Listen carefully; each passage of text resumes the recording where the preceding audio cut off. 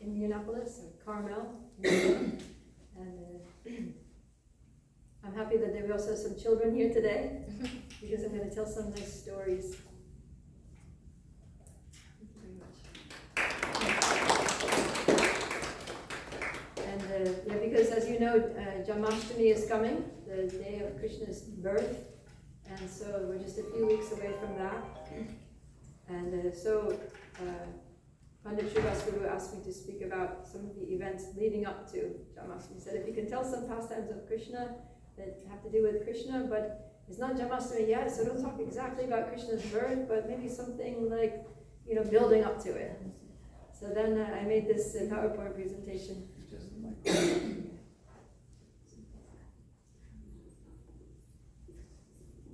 I made this presentation especially for all of you, and I hope you'll like it.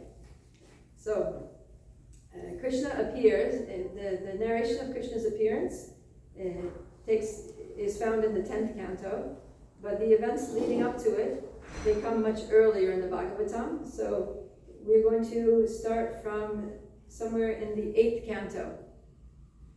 And in the 8th canto, there's this interesting pastime about how the great sage Durvasa Muni sees Lord Indra. So the demigod Lord Indra he's the king of heaven, and he's riding on his elephant. He has a big, beautiful white elephant named Airavata, and he's riding on his elephant, and Durvasa Muni wants to honor him by giving him a garland. So that's a normal thing that you do, that there's one great personality and they want to honor another great personality by offering them a garland. So Durvasa Muni gives him the garland, but then he doesn't put it on himself, but he puts it on his elephant. And then the elephant, not knowing really how to receive a garland respectfully, just drops the garland on the ground and steps on it. So this makes Durvasa Muni very, very angry. So, we see here in this pastime that it's very important to honor the gifts given to us by others, and in that way we respect those who give us the gifts. And especially when you have a great personality like Durvasa Muni, giving you something, then even if you don't want it, or you don't need it, but still you should accept it gracefully. So Indra neglected to do that. And so Durvasa Muni became angry, as he's known for doing. We see repeatedly throughout the scriptures that Durvasa Muni very easily becomes angry and he curses people. So this was Lord Indra's reaction, is that he got cursed by Durvasa Muni. And because of that curse, then he became weak. He lost a lot of his strength. And because he's the head of the demigods, then all of the demigods became weak because of this mistake of Indra, because Indra's failure to offer respect to a great personality. So at that time, all the time, there's tension in the higher planets between the demons and the demigods. So the demons are always trying to attack the demigods, defeat the demigods, and drive them out of their positions and take over the rule of the heavenly planets. It's like the transcendental Star Wars. Actually, somebody was telling me that in making Star Wars, George Lucas, the director of the Star Wars series, he actually he was familiar with some pastimes from Srimad Bhagavatam. Amazing, right? Yeah. And so he was aware that it's actually a real thing. There really are Star Wars up there. There are forces of good, the demigods, and forces of evil, the demons, and that they fight with each other. So there you go. Star Wars. So that's what was going on. And the demigods, so when they heard that Indra got cursed, they were like, oh no, now we're all going to be weak. The demons are going to be able to defeat us. And so they were very concerned, and they went to Lord Vishnu and they said, how can we regain our strength? So Lord Vishnu said, this is what you have to do. You have to get the pot of nectar that can be derived from churning the ocean of milk. So then they get together, and according to Lord Vishnu's instructions, he says you can't do this on your own. You actually need the help, you need the cooperation of the demons. So the demigods went to the demons and they convinced them that, if you help us churn the ocean, then there's this pot of nectar, the nectar of immortality, that will make us all very strong, and we'll just share this nectar and we'll all be immortal.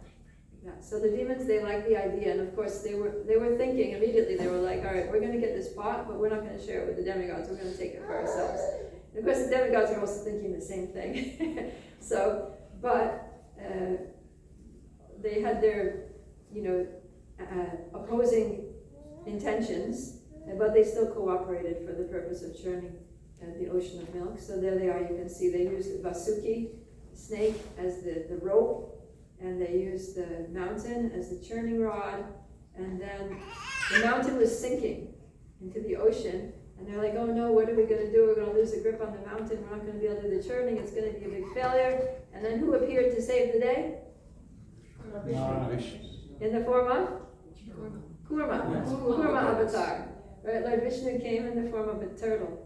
And he went down, the turtles, they'll go into the water and they can swim. He went down there and he sat on the bottom of the ocean floor under the milk water, under milk. You say underwater, but it was under milk. They rested the mountain on his back, on his hard shell, and then they were able to churn the ocean with his support. So many things were coming out of the ocean. Does anyone know what the first thing came out of the ocean was? Poison. A lot of poison, yeah, hala, the poison. And the poison was threatening to kill everyone until Lord Shiva came. And Lord Shiva drank the whole ocean of poison. And that's why he's called Nilakanta. And he has the blue throat because he drank it, but he didn't swallow it down to his stomach. He held it in his throat. And then by his purity, he neutralized all the poison so that it didn't have any effect. But at that time, some little drops of poison, he was holding it in his hand like this, and some little drops were falling. And from those drops of poison, we get all the poisonous snakes and scorpions and venomous creatures like that. So it all comes from this event of churning the milk ocean. So many things came out after that, and then finally the nectar came out. A great effulgent personality arose out of the water with a pot of nectar, and then the demons rushed forward and they snatched the pot of nectar. They said, it's ours! And then they wanted to just keep it and drink it and not share with the demigods. So the demigods, they were like, oh no, we did this whole endeavor under the guidance of Lord Vishnu and it's totally backfired. Because now who's going to get strong is the demons and not us. And we're already weak, and now they're going to stay weak and they're going to get stronger and we're going to get obliterated and it's going to be all over for us. So they were very worried. They prayed to the Lord, and then the Lord came in a very, very unique form, in a female form of Mohini Murti. So Krishna is all attractive, right? Krishna is the most beautiful personality in the whole material and spiritual worlds. And it's said that out of the two forms, male and female, just generally speaking, the female form is more attractive. So when the all-attractive male comes in a female form, it's even more attractive than his original form. And so Mohini Murti was just so beautiful that as soon as the demons saw her, because the demons tend to be lustful, they saw her and they were just like, whoa. They were just stunned. And they forgot everything. They forgot why they were there. They forgot what they were doing. And they were just like, ooh, la, la. Who is that woman? And then she started sweet-talking them. Oh, you demons, you're such great heroes. And, you got this pot of nectar. You're so fortunate. You're so blessed. You're so powerful. She was flattering them. And the more she was flattering them, the more they were becoming enamored with her, because not only was she beautiful, but her words were also very sweet and attractive. So they just became completely enamored. And then she said, demons, I'm so happy for you that you've got the nectar. But you know what I'd like you to do is just give it to me and just let me distribute it. So because, she had them totally wrapped around her finger at this point, they were like, sure, whatever you want. And they just handed over the nectar to her. And she's like, thank you very much. Now you just sit there quietly. I'm going to give just a little bit to the demigods first. And then after, I'll give all the rest to you. So then the demigods all lined up. You can see they're sitting there in a line. And she's distributing to all the demigods. And she has no intention to give any to the demons. There was one demon that was very clever. And he disguised himself as a demigod, and he sat in the line of the demigods. and he got a little bit of the nectar. She poured it in his mouth, but as soon as it went into his mouth, they realized that he was a demon. And another form of the Lord came, this form named Ajita, who was on the scene there. He said, "Wait a minute, that's a demon!" And before he could swallow it, the Lord cut off his head. So the nectar of immortality stayed in his head, so his head was immortal, but the rest of his body was dead. And so that head became a planet in space. It became the dark planet, which is known as Rahu, which is a planet that has what do you call it, malefic influence on people whenever, if you're going through your Rahu period, it's usually a difficult period astrologically for you. So that's Rahu's influence. He makes everything difficult because he's a demon. So anyways, that was the end of Rahu.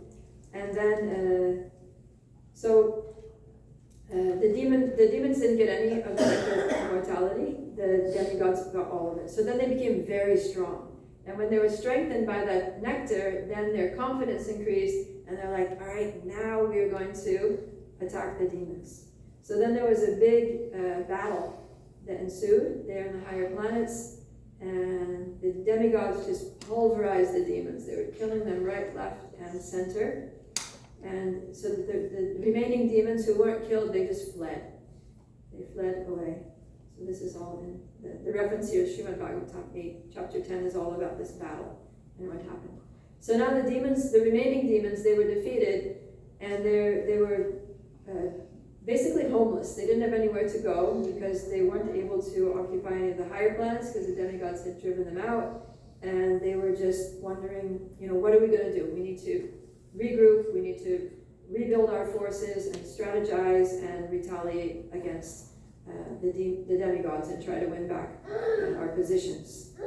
So they're thinking, where are we going to go? And from the higher planets, they're looking around the universe for some suitable place for them to assemble and regroup and build up their strength. And they saw this beautiful little planet just floating there, innocent little planet. It wasn't a higher planet that anyone was too concerned about, but it also wasn't a lower planet that was too difficult to live in. It was just right in the middle, nice middle planetary system, Bhuloka. And they thought, perfect. That's the perfect place to set up camp and build up armies and rally ourselves to go and attack the demigods again. So then the demons, they strategized amongst themselves. They said, okay, this is what we're going to do. We're going to all take birth in the royal families on earth. We're going to take birth in the family of kings, and we'll be the sons in those families. And then when the kings die, we will become the next king. So that's exactly what they did. And because the demons, although their consciousness is low, but they actually are considered higher beings than humans. So the demons can actually, manipulate energies in such a way that they can basically do what they want within human circles because they're more powerful than human beings. So they very easily just arrange to enter the wombs of queens and take birth as princes in royal dynasties and inherit the kingdom. And so that's how these demons like Kamsa and Jarasandha and all these demons that were there during Krishna's time ended up on earth and ended up being kings. So there were actually hundreds and thousands of demons that took birth on the earth at that time, to the extent that Mother Earth, she was feeling the weight. She was suffering under the weight of all the demons. Because there's a saying that Mother Earth can tolerate anything, any burden, because Mother Earth has to hold a great burden, right? Like, just look at in the city, there's so many buildings, the earth is supporting them. There's so many houses, earth is supporting. So many trees, animals, plants, people are walking, all the things Mother Earth is supporting. But it says that something that Mother Earth cannot support is, does anyone know? Even liars. A liar, yeah. So we have to always say the truth, because if we lie, then Mother Earth becomes distressed. And Mother Earth is not just a planet, but she is also Bhumi Devi. She's also a demigoddess. And so there were all these demons, and they were all liars and cheaters, and they were, evil people.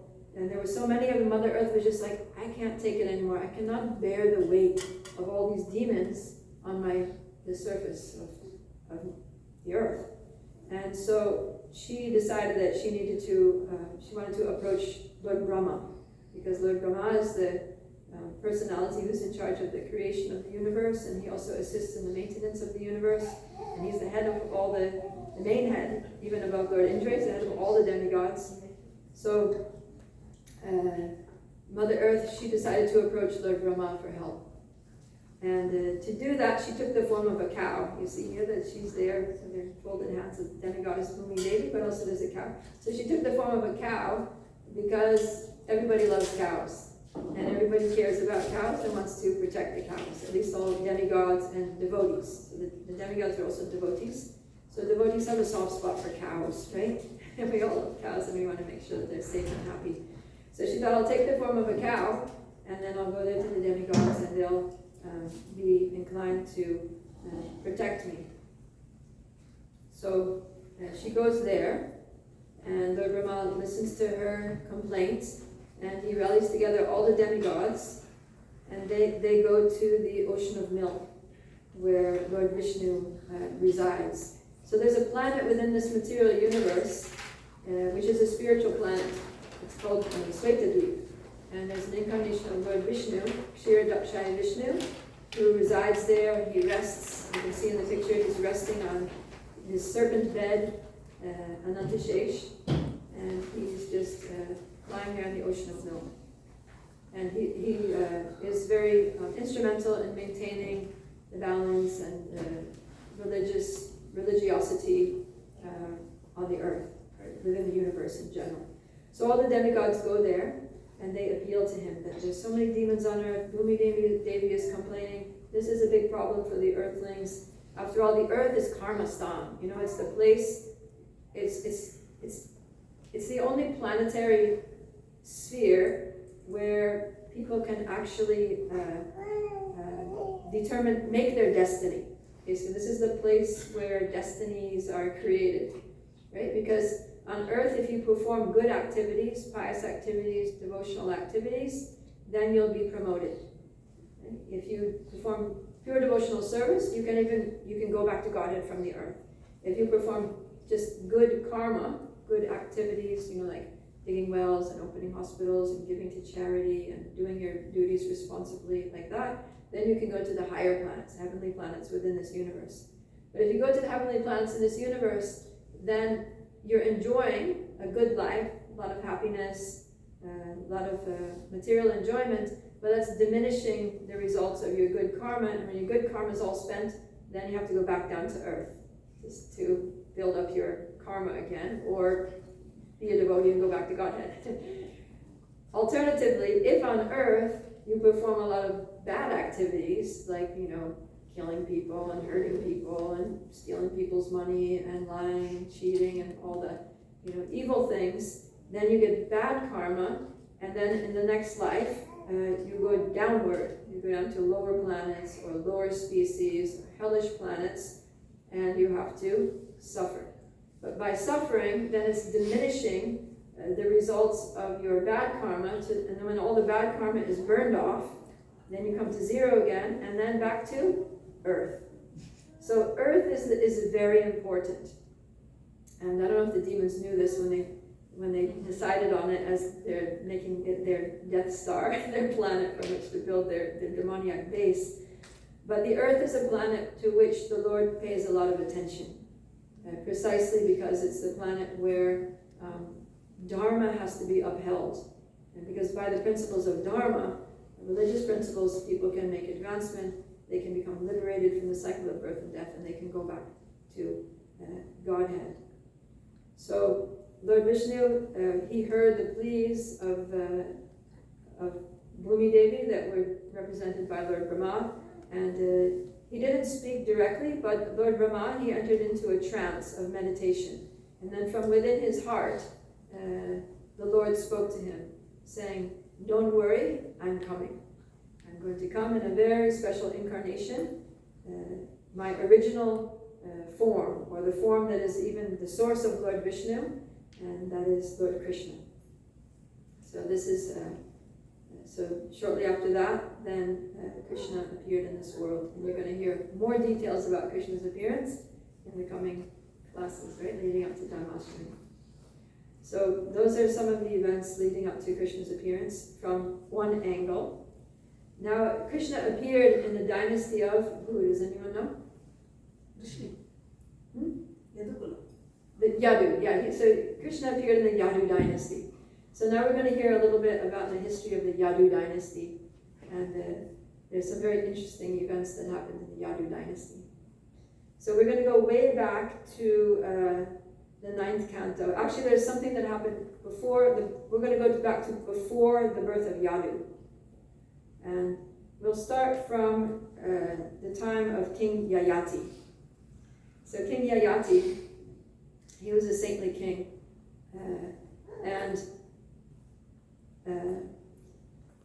So one day he was out hunting, as kings did during that time, because they had to fight. They had to know how to use weapons, and so sometimes they would go out hunting just for the sake of practicing their use of weapons. So he was out hunting one day, and he became thirsty. And so he went to a well. He saw there's a well over there, so let me go to the well, and maybe there's a rope with a bucket there, and I can bring up some water and quench my thirst. So he goes to the well, and he looks down, way down at the bottom of the well, and he sees there's a naked girl in the bottom of the well. So how did that girl get to the bottom of the well, and why is she naked there? That's a long story. So going back a little bit, so Shukracharya is the priest of the demons. And he's a Brahmin. He's a very great Brahmin. He's actually very respected. Even though he's the priest of the demons, he himself is not you can't really call him a demon. But he just helps them. He teaches them different rituals that they can do and then it's the demons who misuse the rituals, but somehow Shukracharya has some affinity for them, and he continues to give mercy because that's the nature of Brahmins. The nature of Brahmins is if someone approaches you to learn, you will teach, because it's the duty of a Brahmin to teach. So Shukracharya is actually a good person, and he has a daughter. So his daughter's name is Devayani. Okay, and then Devayani has so Devayani's a young girl at this time, not so small, but maybe she's like 12, 13, 14, something like that.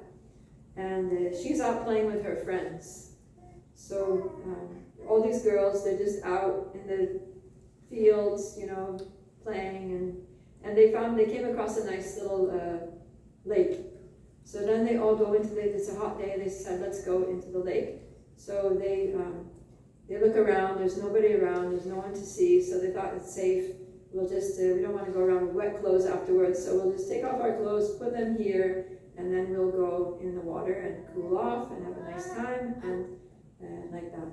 So they're in the water, and one of Devayani's friends' name is Sharmista. So they're in there, and then while they're in the water, they see at a distance that Lord Shiva's coming by. And they're like, oh no, Lord Shiva's coming. He's going to see all of us naked. We need to get out quick and get dressed quick and be presentable.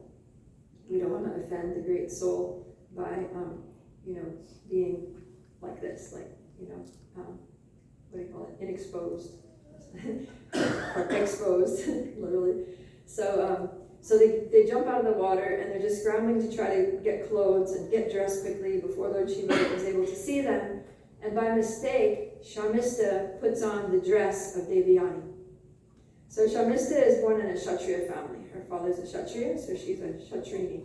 And Devayani, her father is Shukracharya, so she's a Brahmani. So then when Devayani sees that Sharmista put on her clothes, she becomes very angry.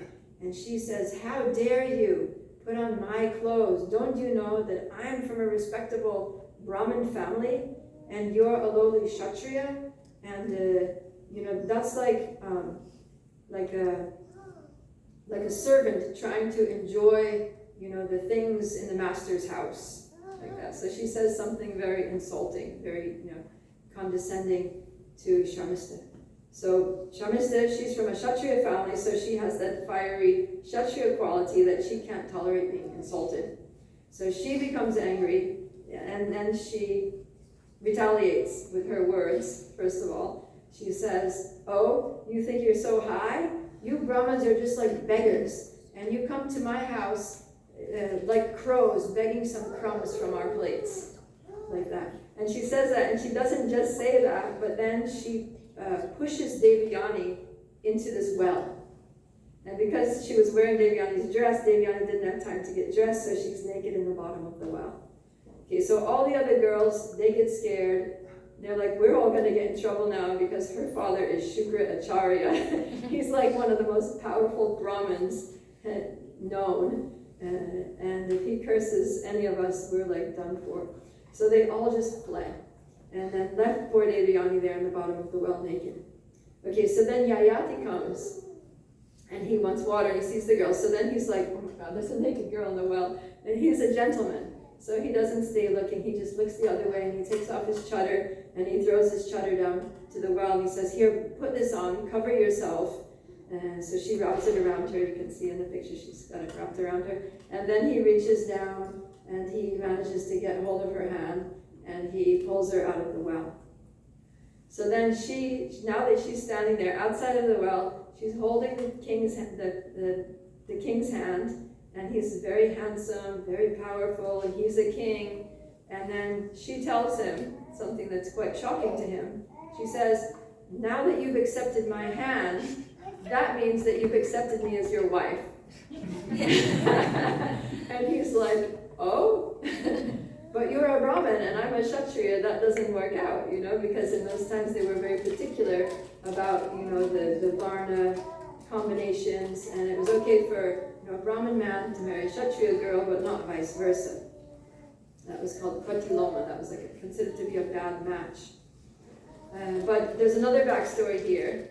So Devyani knew that she was never going to be able to marry a Brahmin, because her father, when she was younger, her father had a class of boys who were coming. He was teaching these boys, Vedic knowledge and shlokas and all these things, and they were coming his students.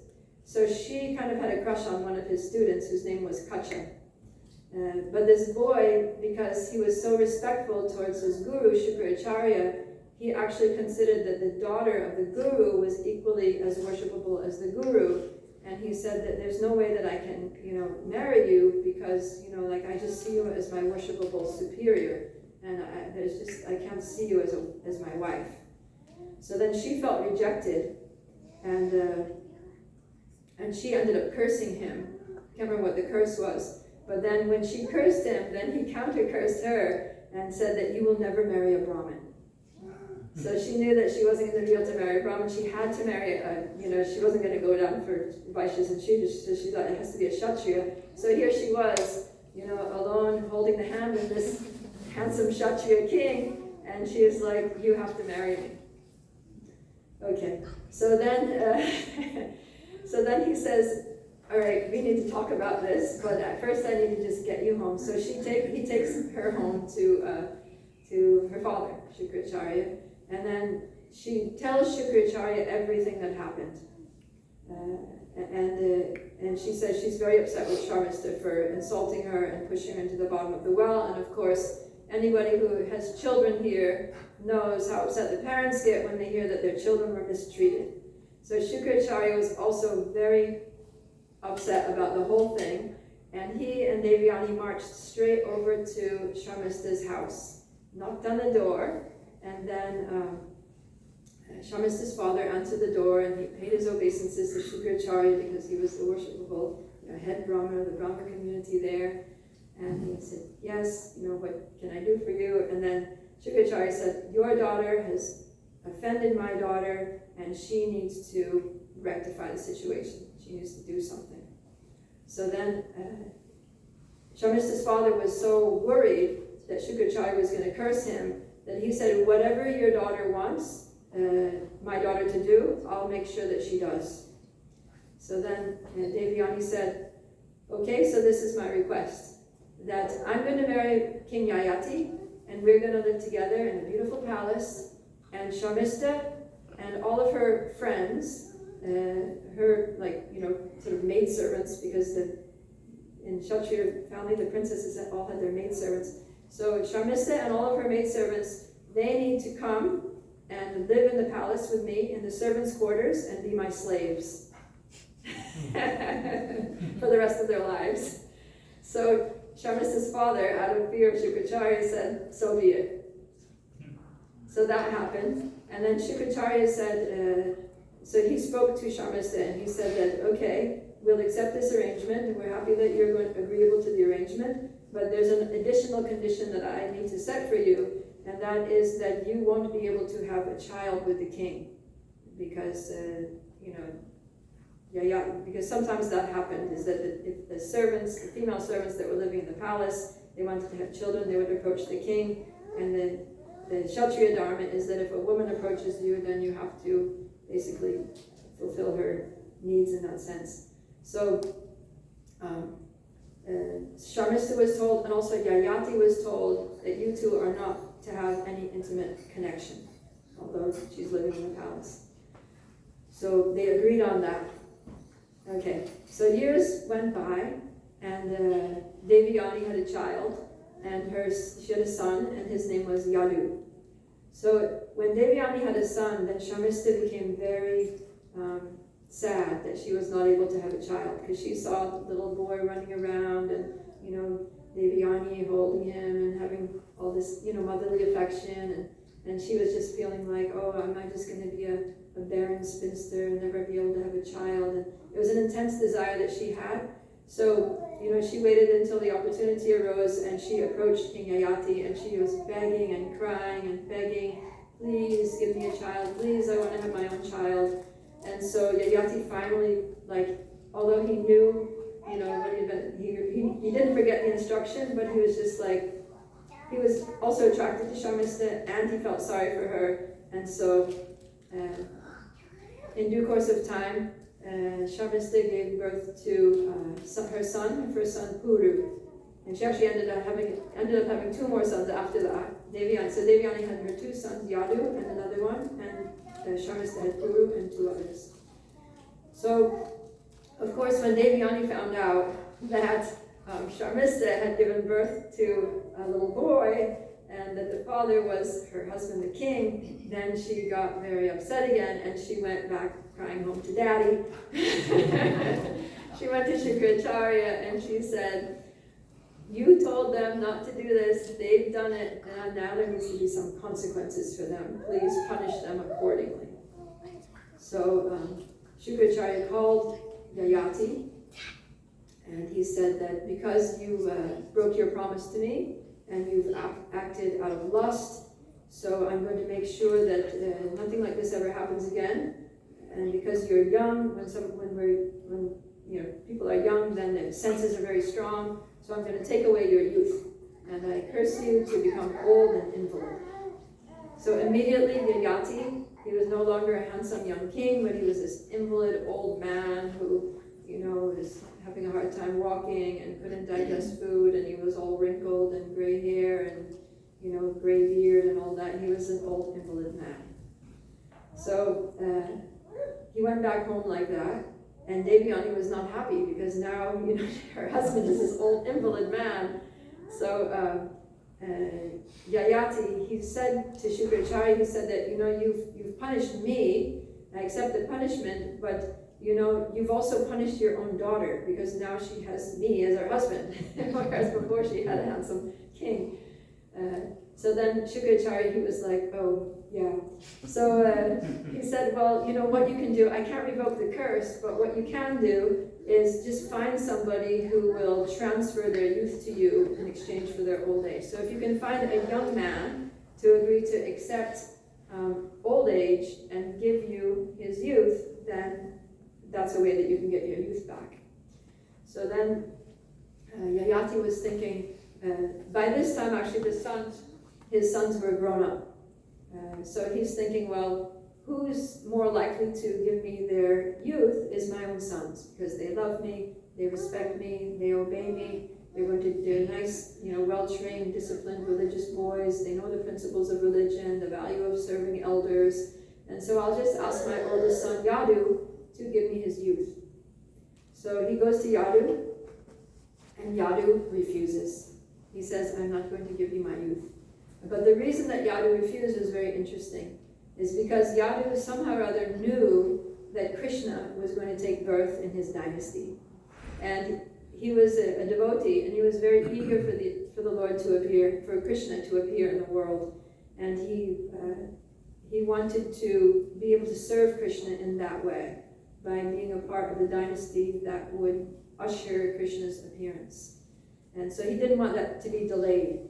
He's thinking, if I have to become old and invalid, well, after some time, probably my father will give me back my youth, but it's going to delay. It might delay it like some decades.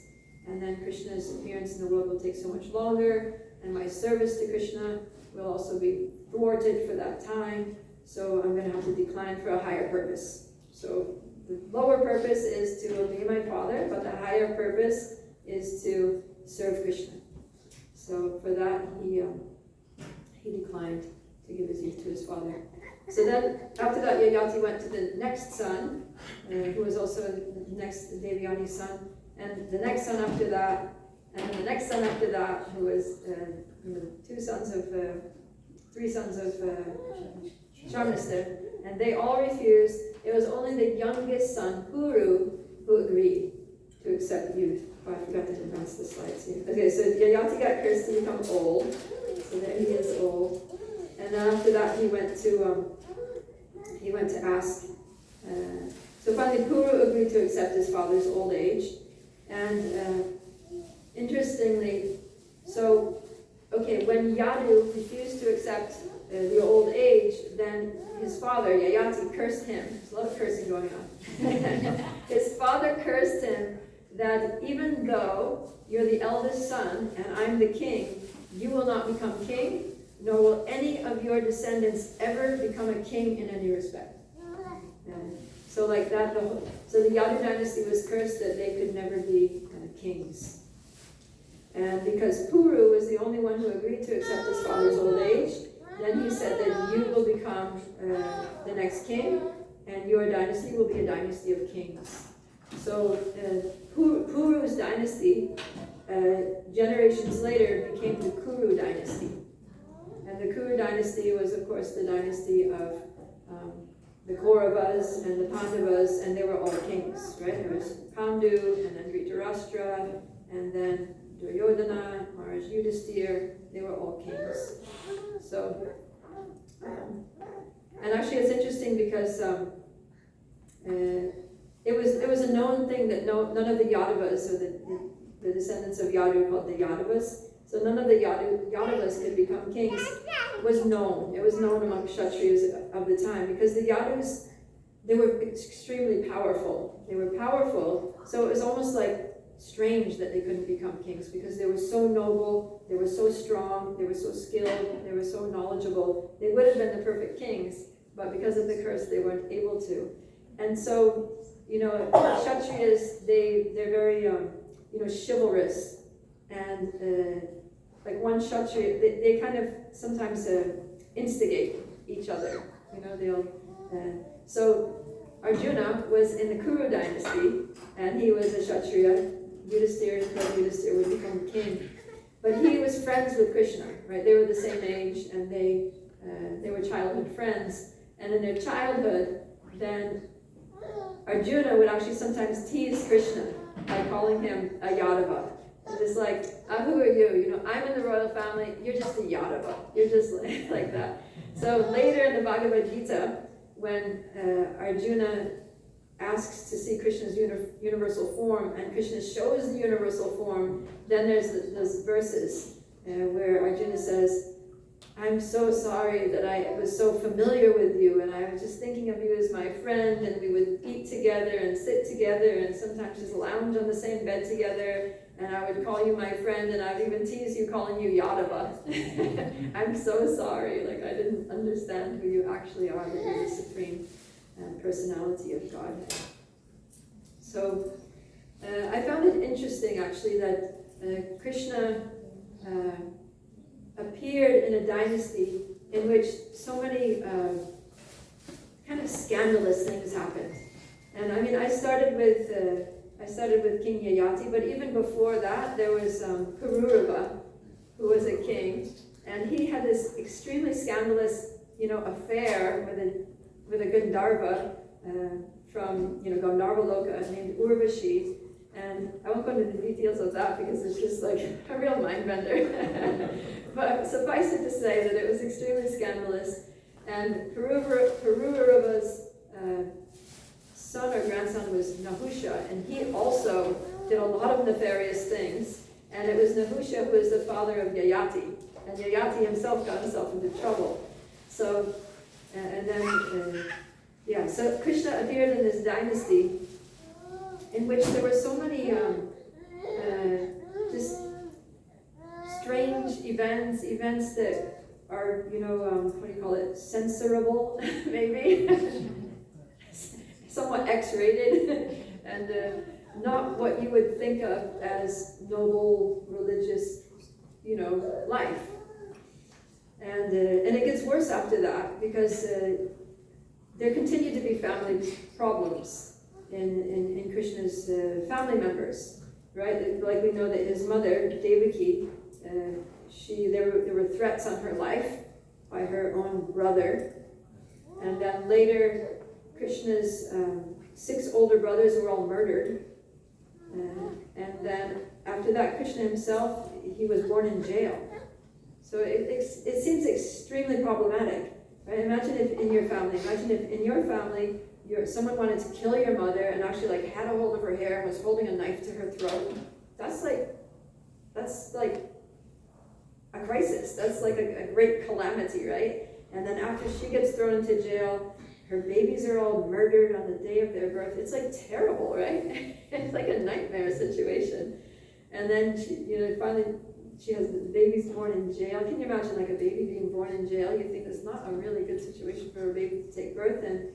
But that's how Krishna appeared in this world, and that's the dynasty that he appeared in.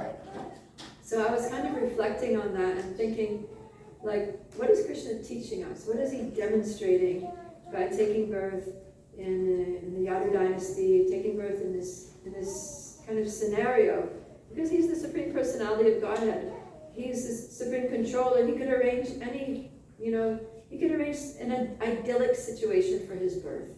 Like a beautiful palace, with parents, with completely safe and everything peaceful at home, and generation after generation of spotless characters and religious behavior and pure devotees and like that. But that's not what he did.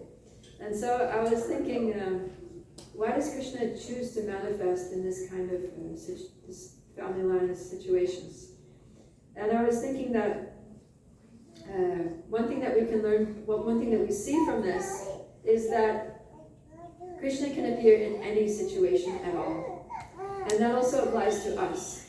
So in our own lives, we may also have family problems.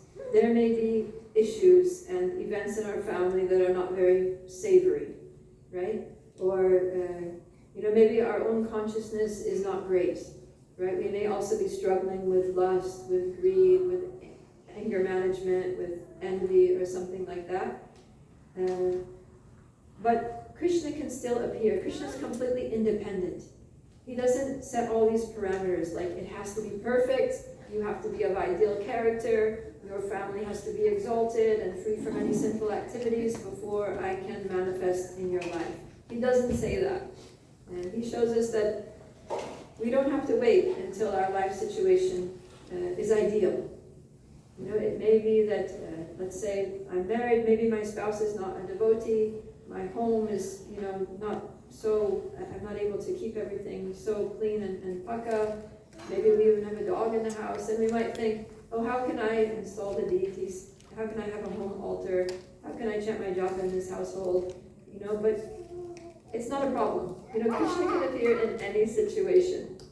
And whatever situation we're in, whatever we're going through, we don't have to worry too much about the externals. It's more about our consciousness. Right? Krishna is attracted by Krishna consciousness. He's attracted by bhakti, by devotion. That's one of Krishna's qualities, right? One of the characteristics of pure devotional service is Shri Krishna Karshani. We learn that from Bhakti Rasamrita Sindhu, that it attracts Krishna. So Krishna is attracted by bhakti.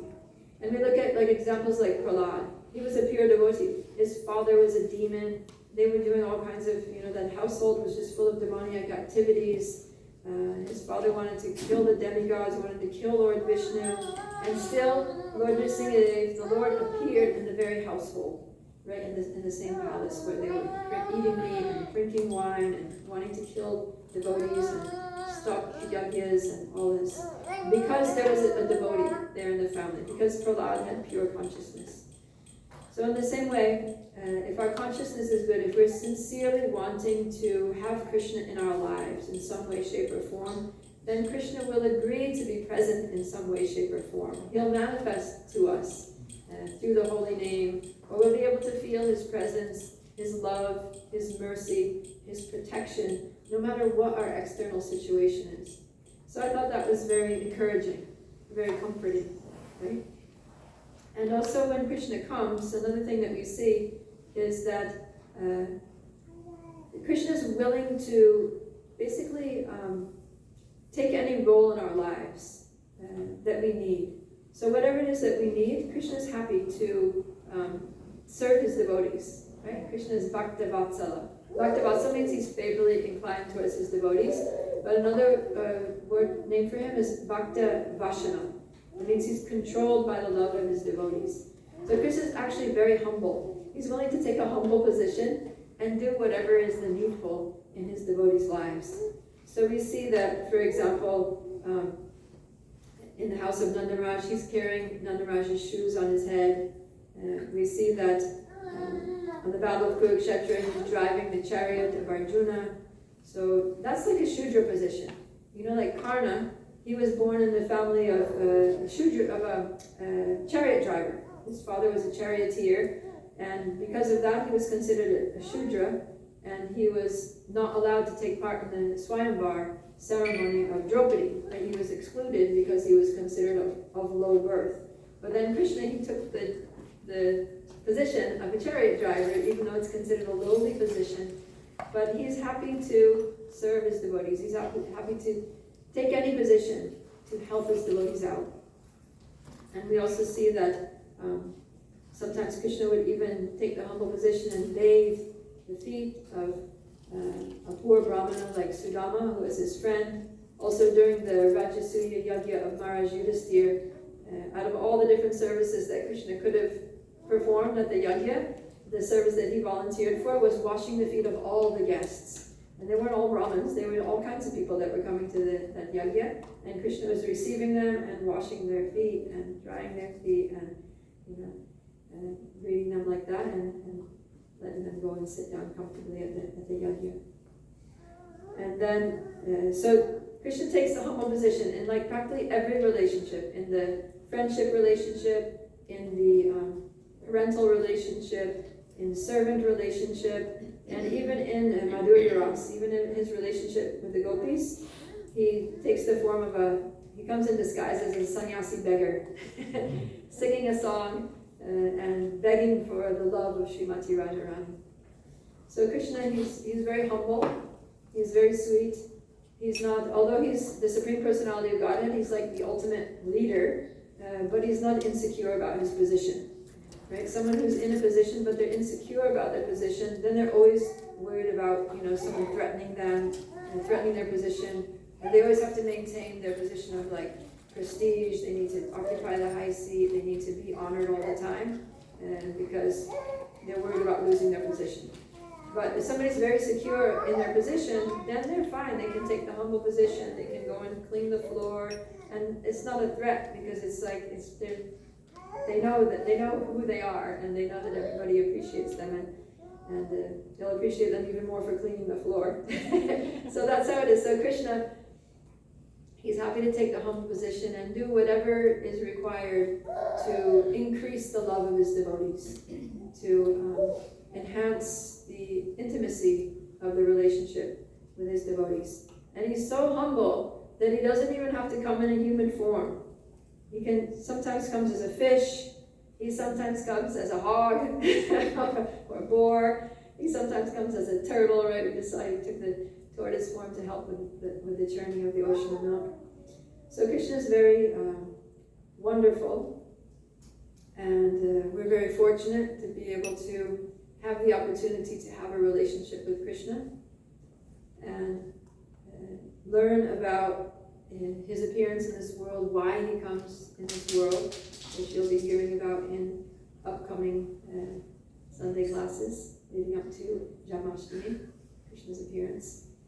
But I just wanted to give you a little background of some of the backstories leading to why Krishna came and how Krishna came and the family that he came in and why that family and how it's important to us, with a few lessons that we can garner for ourselves along the way.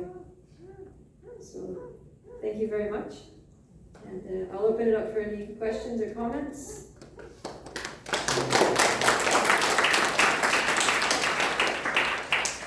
Yes. Thank you. That was so wonderfully put, and I really appreciated how you tied all the different dynasties and the backstories to not only Krishna, but then how Krishna appears or why he appears, which illustrates why it's important to read, but then it's also important to hear from a teacher who is realized. So I really felt that today listening to you speak. So thank you very much for that. So that was my comment. I had a question. How do you react to someone saying, people are very skeptical these days, and they hear the story of like the churning of the milk ocean, for example, like, oh, this is all fantastical nonsense. How do you react to that and convince someone of that it's actually real, it's not fantasy? Yeah, so a lot of the pastimes that we hear, they seem very far out, right? And that's why a lot of people, especially scholars, they tend to interpret pastimes of Bhagavatam like this as mythology, right? Consider them to be mythology. So what we have to understand is that our intelligence is very limited. Right? Our intelligence is very limited, and often we think that we can understand everything by our intelligence, and if something is inconceivable, like if we can't rationalize it by our intelligence, then it can't be possible, right? So we limit what's possible according to the limits of our intelligence. So, but we were talking about how the higher beings in the universe that are higher than us, the demigods, the demons, there are all these different personalities, even the yakshas, rakshasas, apsaras, gandharvas, and rishis on Tapaloka. They're all superior to human beings. So it's kind of like an ant trying to understand what we do, right? So there's like an ant walking on the floor, and he's just like chasing over some like grain of suji that fell on the floor, and trying to collect it and take it back down his little ant hole and store it for the winter. And then he sees humans walking around, and it's just impossible to understand, the things that we do, our motivations for doing them, different interactions. Maybe they see like a mobile phone lying on the floor, and they just see it as some obstacle that they have to climb over to get to some grain of sugar that's on the other side of the phone or something. They don't see that this is like an amazing technological device that you can use for communication all over the planet, and you can have video calls, and you can do so many things on. They just have no clue. And if someone tried to tell the ant that there's this little thing that you can do so many things with, it's called a cell phone, they'd be like, are you crazy? That's like nuts, All I know is, I walk across the floor, I get my grain of sugar, I go down my hole, and so it's like, we're like that. So when people when we hear from the scriptures, like, yeah, there's this ocean of milk, and like Krishna's lying there, and he churn this, and things come out, and there's mystical beings, and it's like, no, I'm just going to my job, working in the office, getting money, going to the supermarket, buying food, we're cooking, feeding the family. It's like, our life is like the ant's life, compared to these higher beings. And so we tend to dismiss things that we can't understand. But it's basically coming from pride, that we're proud of our intelligence, and we think that we have to be able to understand everything, and if we can't, then it's just, it's not reality. So it requires some humility. It requires some humility to accept that there are things that are happening out there that are just way beyond our understanding, and when we hear about it, we're just like, wow, how is that even possible? But we have to accept that there are higher forms of life, and there are higher powers, and they can do things that we can't do, and it's wonderful. And it's actually nice, it's actually, I always tell people that, sometimes, like we were saying, sometimes they just feel threatened when there's someone in their community who's more qualified than they are. Because they'll think, oh, this person's more qualified, they're going to want my position. May not be the case, but they see it that way, right? So then I tell the person, actually, it's good for you that there's somebody more qualified than you in your community, because then, if you have some personal challenges that you're going through, if you're not sure how to handle a situation, you're struggling in your spiritual life, you can go to that person, and you can get good advice, you can get support, you have a mentor, you have a Shiksha Guru who can help you. So rather than being threatened by the fact that there are things happening in the universe that we can't understand, that there are beings higher than us and more powerful than us, we should find some comfort in the fact that these higher beings are there and that they can actually help us, right? And Krishna talks about that in the Bhagavad Gita. He says that do sacrifices, because when you perform sacrifices for Vishnu, that pleases the demigods, and when the demigods are happy, then they will bestow all kinds of benedictions, and you'll live prosperously. And so cooperation between humans and demigods, then prosperity will reign for all. Those are Krishna's words in the Bhagavad Gita. So we should think, wow, this is great that there are these personalities that can do these things, so let me act in a way that pleases them, and then they can bless me, and then I can live a happy life by their benedictions. And of course we know that we don't have to worship the demigods separately, but just by worshiping Krishna, then that's the best way to please the demigods. They're more happy when we worship their Lord than when we worship them, right? Just like a devotee. And devotee's not going to, if you try to offer arti to a devotee, the devotee's going to be like, what are you doing? Offer it to Krishna, offer to the deities, to Gaura, to Radha Krishna, not to me. So the demigods are also more happy if you worship the Lord than when you worship them. So by worshiping Krishna, we please the demigods, and these high personalities are able to, they bless us, and everything is good for us. So, but it requires humility, and that's why these scholars and intellectuals, they just dismiss it all as mythology because they're lacking humility. Could it be also like, for example, most of what we know today or accept as facts, we haven't personally experienced. Like, for example, most of us I would bet in this room have never been to the Gobi Desert, but we never questioned the existence of the Gobi Desert because we've heard from some higher authority. So these are higher authorities, like spiritual authorities, telling us about realms that we have no access to personally, but by following their footsteps, and we see other things that they're telling us, the process of bhakti, for example, it works in our life. We develop that faith and we say, okay, what they're telling us, at least we are open to the idea that yes, it can exist, it's not mythology. Yeah, that's good. Yeah, that's also a really good argument. Thank you. Okay, something else? Yes, back there. Krishna, thank you so much, Bhakti, for a wonderful class. I love to, since we are creating the material world and we're creating our destiny, and what is the path, spiritual path, which we can apply in day-to-day life to purify ourselves and get progress and traction in devotion life to the Lord. So what is the path? What is the process for us to purify? As a family, people who have to work and taking care of ourselves, what is the path? Thank you. Day-to-day activities we must do to purify our consciousness. Yeah, good question.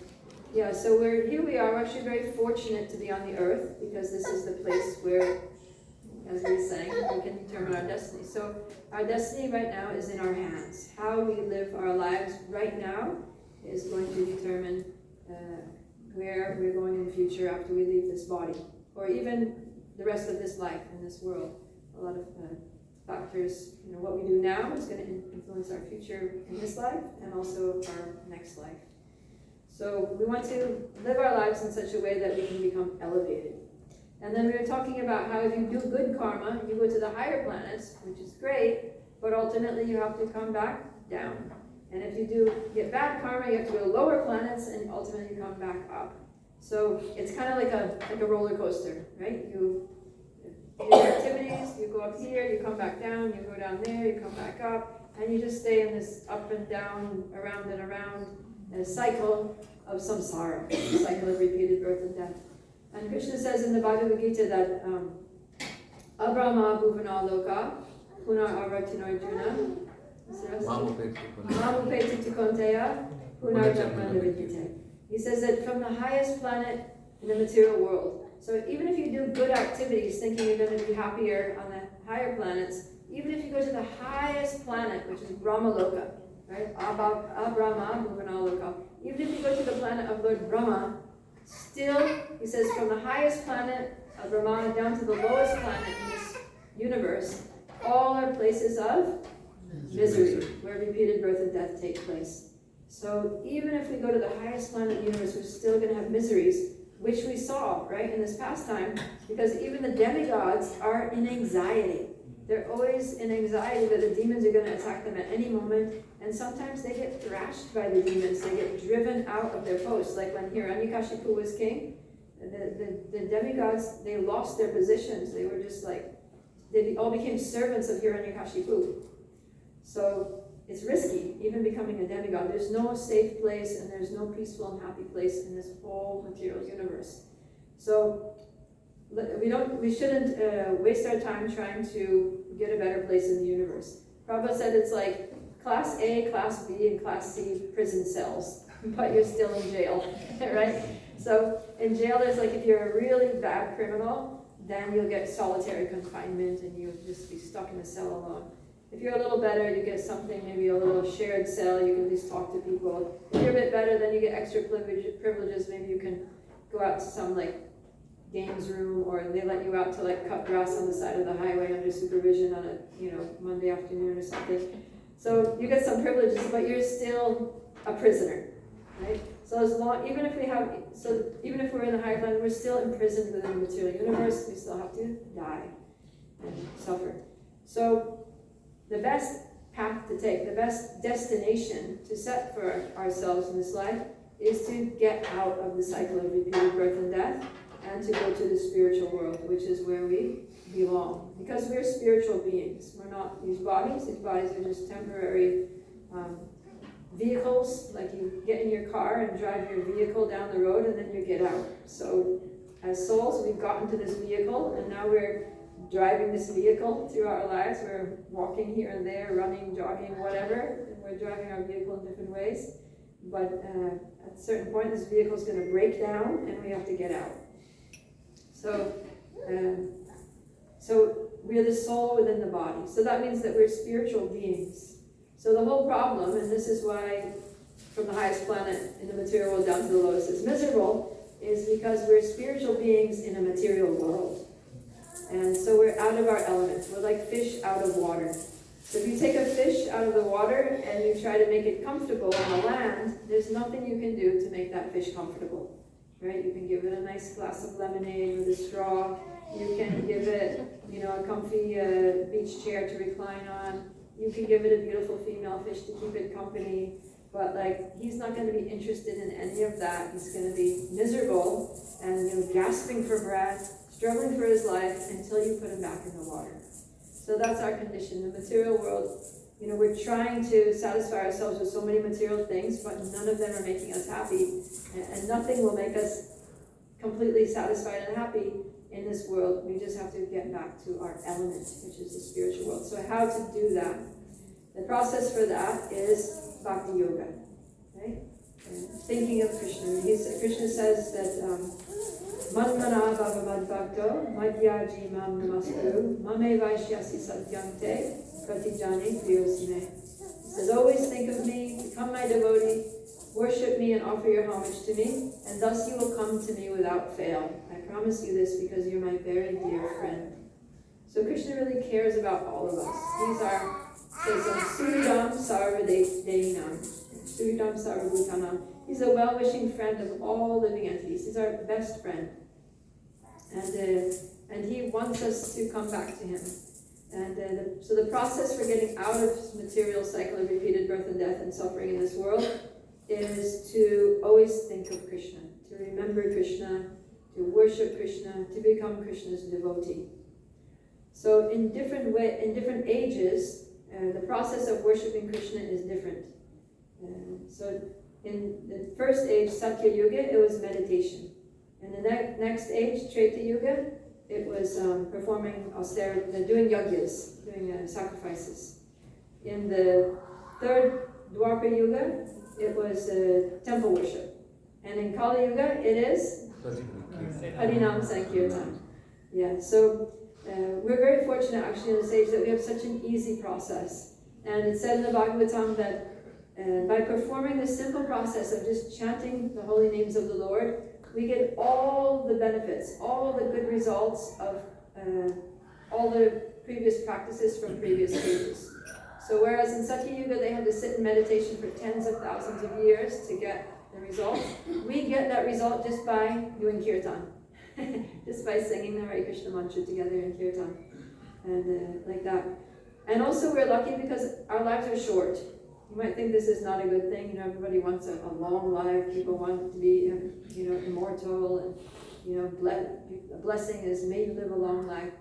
But actually, to live a long life in the material world is just to live a life of prolonged suffering, right? So it's actually a great boon that we only have to live this life for 100 years maximum, and that during this short lifetime, we have such a powerful process and such an easy process of chanting the holy names of the Lord that we can very quickly purify our hearts, realize our spiritual identity, reawaken our dormant love for Krishna, reestablish our relationship with Krishna, and go back to Krishna, as he says. If you just think of me, become my devotee, you will come to me without fail. I promise you this. So this is Krishna's promise. Yeah. So you're asking the path. What is the path for spiritual perfection? And so the path in this age is chanting Hare Krishna, Hare Krishna, Krishna Krishna, Hare Hare, Hare Ram, Ram Ram, Hare Hare. So we come together and we chant in kirtan, with music, we chant all together. And we also chant on our own, like a meditation, trying to remember Krishna by chanting his names on our beads, working up towards 16 rounds of 108 beads every day. That takes a couple of hours.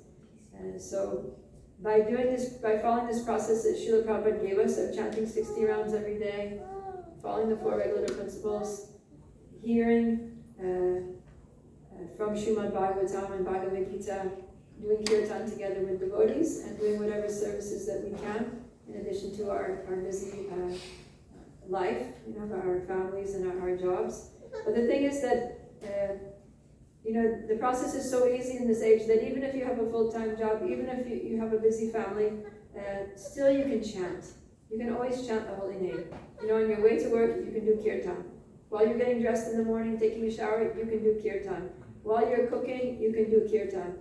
During your lunch break, you can go and chant japa. Wake up a little bit early in the morning, chant a few rounds before work. Chant a few more rounds in the evening. Do your 16 rounds. Somehow or other, if we're determined, we can squeeze it in, and we can live a very pure life, even amidst all the other things. And by doing that japa, then even the parts of our life that may appear to be mundane also become spiritualized, because our whole consciousness becomes spiritualized, and so then everything that we do, we can very easily connect to Krishna. Right? In Bhakti, we don't reject anything, we just connect everything. And so then our work becomes, we're working for Krishna, we're cooking for Krishna, we're raising our children in Krishna consciousness. Whatever we do, like Krishna says, Yat karosi yadashnasi, yat jahosi dadasiyat, Yat tapasyasi konteya, tat kurusu mad arpanam. whatever you do, whatever you eat, whatever you offer or give away, whatever charity whatever austerities you perform, do that as an offering to me. And that way we're free from all good and bad reactions of our activities. We don't have any more karma. And free from karma means free from material bondage. And then as long as we live our lives in a karma-free way, developing our devotion for Krishna, and praying for Krishna's mercy to realize our lost relationship with him, and then we can, by Prabhupada's mercy and blessings, we can easily go back to Godhead at the end of this life, this short life. So it's a very bright future for devotees in Krishna consciousness. We just need to make sure we know the process and follow the process and get association with like-minded devotees who are also trying to follow, and that way we support each other. We get the support that we need to maintain our determination to follow this process. Because most of the world is going in a totally different direction, right? And then because we're out there in the world, we're active in the world, sometimes we become influenced by mundane values and public opinions. But if we come together regularly with devotees, then we can be reminded of the priorities, the real important things in life, which is our spiritual life, which is our relationship with Krishna, and get the support that we need to make good progress. Okay, thank you very much. Thank you so much.